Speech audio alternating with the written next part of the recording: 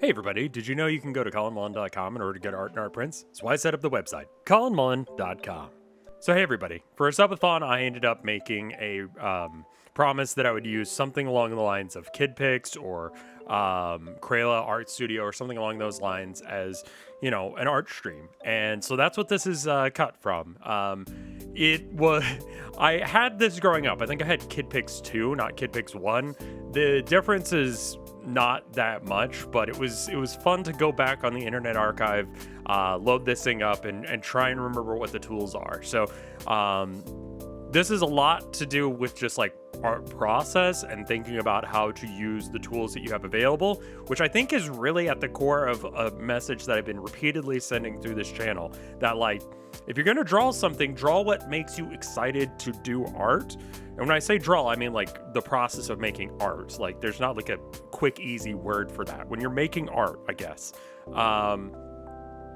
do whatever you do that makes you happy, what makes you inspired, whatever. Do that and use that time and energy to learn skills that are, you know, transferable. Obviously, there are tool-specific things. For example, for the first bit of this video, you'll notice I'm just like doing random stuff just to see what the tool is capable of and what I can do with KidPix, which is an art tool for children made in 1991. So it is incredibly arcane. It doesn't have that many color options. You can squeeze out a couple extra by using combinations of tools, which I was able to figure out. You can use stippling by using the weird, whatever this effect is. You'll see it in a minute that I use for highlights. And that allows you to get like a couple of different shades, a couple of different colors, but really you're kind of limited on what you're able to do. And I wanted to like really show off what this tool specifically is good at, which is not much, but you know, I could have done this with paint, you know? I could have just like busted out a canvas and painted this on a canvas, right? But I wanted to do something that was, you know, indicative of the material or the thing that I was using. Every medium has strengths and weaknesses that can be exploited. You know, acrylic creates very, very bold, vibrant colors, whereas oil will get better earthy tones and have, you know, better aspects along those lines. Both have downsides that they are wet and take time to dry. Oil paint takes longer to dry, which is either a benefit or a curse depending on your work style. With acrylic, it takes much less time for it to dry. There are other options such as watercolor, which has, you know, a much thinner quality to it. So getting really, really deep, rich colors is a lot harder to pull off. KidPix has a very limited color palette. I wouldn't say there's a great deal of benefits to using KidPix over other art programs. Namely that I honestly can't think of a single one. It's outdated, ancient technology. And I think that the is pretty much the benefit of it. I talk about this with video games, and I talk about how video games, you know, allow you to experience what the character is experiencing by having them go through actions, and that is something that you can't really get out of movies, for instance, whereas movies can force you into a very specific way of viewing things. You can see it exactly the way that the cameraman and the director wanted you to see things. That is a huge benefit. It doesn't have that interactivity that, you know, a video game would have. A video game can give you that interactivity, but doesn't have the ability to really narrow down your focus to one specific area to give you the exact camera angle that you need to have in order for you to experience it with the proper framing, etc., etc.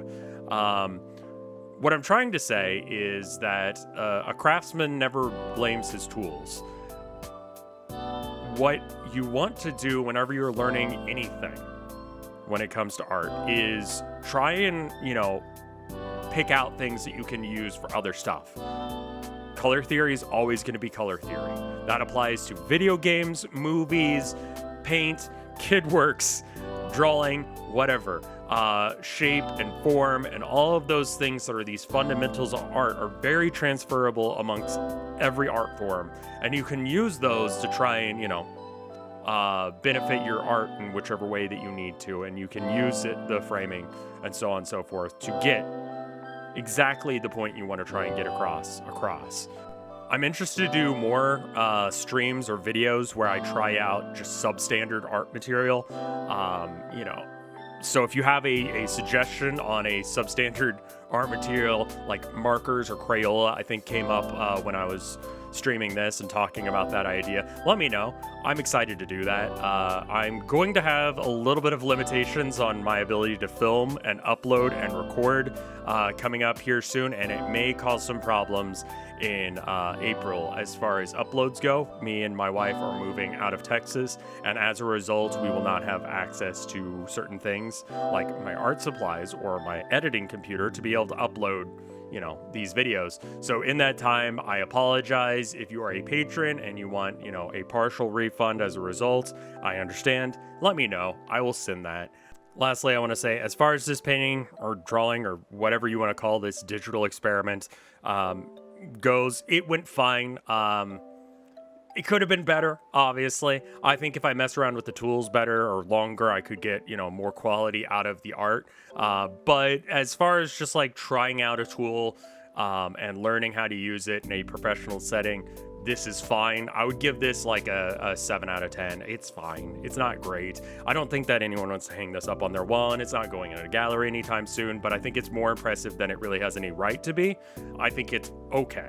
Anyway, I need to thank the people on patreon.com/RevScarecrow who made this whole video possible, and, you know, obviously everyone who showed up to the stream. Thank you guys for that. But an extra special thank you to my mom and dad. I love you. Thank you to Wapboo. Thank you, Tofoundor. Thank you, Skelecorgi. Thank you, Reverend Joe. Thank you, Retrograde. Thank you, Mortis. Thank you, Kayla Hollinger. Thank you, Josepher. Thank you, Gala. Thank you, Gabriel Bennett. Thank you, Freak Wannabe. Thank you, Egg. Thank you, Dragon. Thank you, Chiptune Glitch. Thank you, Pep. Thank you, Amber. And thank you, Ants! I hope the new neighbors are alright with me screaming that. Anyway, let me know, like I said, other tools that you want me to try and like make good. Other tools that you want to see that just are not up to the quality that would be hung up in a gallery, that you want to see elevated to a different level, to the best of my ability. And thank you guys for watching. I'll see you in the next one. Thank you so much. Bye.